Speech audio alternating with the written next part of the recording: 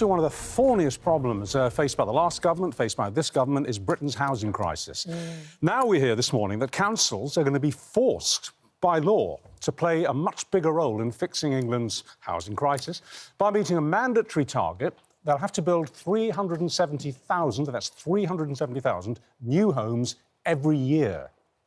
Well, this comes a week after the Prime Minister doubled down on his target of delivering 1.5 million new homes over 5 years. Housing Minister Matthew Pennycook joins us now. Keir Starmer himself concedes that the target is too ambitious, and yet he's doubling down on it. Is it achievable?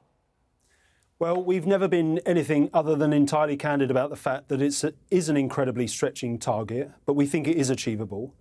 But I'd put to you, Kate, what's the alternative? We could have picked a far less stretching target, an easily achievable target. That wouldn't have been commensurate with the scale of the crisis we face in England today. And just to give your viewers some sense of what that means out there, we've got 1.3 million people languishing on social housing waiting lists. We've got a generation locked out of home ownership.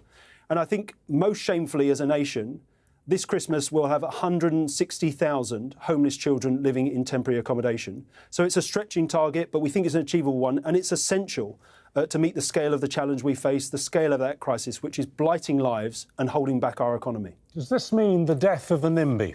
Are we going to see the end of NIMBYism because there's no alternative? You simply have to plough on with this, and communities that say, no, we don't want a new estate over those fields there, will simply be told, sorry, it's got to happen.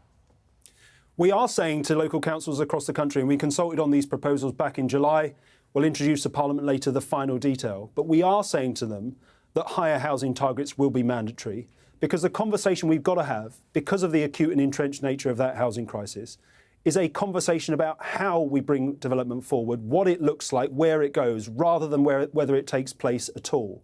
We can't continue with the status quo.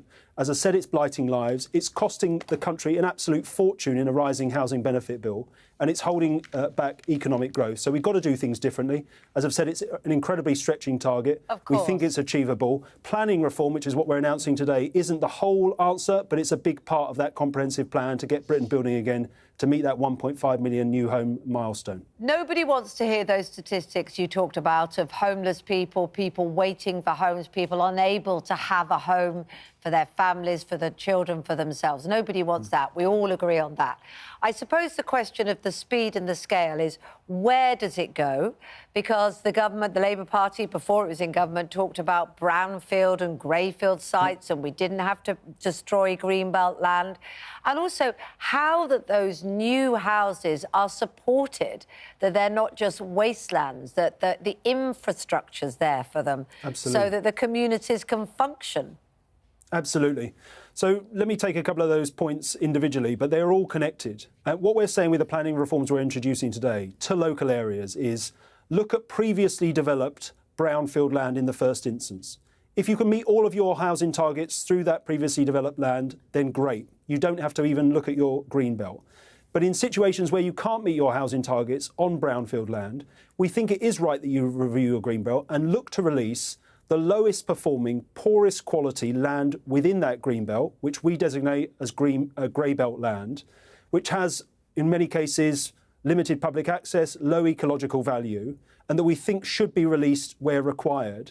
But really importantly, Kate, to come to your second part, what we are saying on any land released from the green belt for development is that golden rules have to apply. And the golden rules that we will ensure do apply will mean higher rates of affordable housing on these development sites, first-class infrastructure and amenities so that communities can thrive in the way you said, and access to nature. So from the land being released through the Greenbelt, as a result of our plans, we are saying that their additional public benefit will be secured as a quid pro quo for developers coming forward and building out those sites. What do you say to the Labour councils who have been telling you straight up that they simply cannot build that number of houses every year? It's just out of the question. Are you prepared to negotiate with them, or are you going to get really tough and force them to do what they say they can't? Well, I've had council leaders across the country respond to the consultation and talk to me individually. In some cases, they take issue with the fact that we're increasing their housing targets by a few hundred homes. In other cases, the targets are more stretching. What we're saying to local leaders across the country is, come with us, share our ambition. If you want to work in good faith to get local plans in place that meet these new housing targets, we will support you. There was £46 million allocated in the budget to helping local planning departments in terms of capacity and capability. But when it comes to the small number of councils who are going to say to us, and there will be some, no, we're not going to come with you, we're not going to match their ambition, we refuse to bring forward sites to allow these homes to be built, we are willing to use the full range of ministerial intervention powers at our discretion. Because I come back to the central point of why we're doing this. We have an acute and entrenched housing crisis.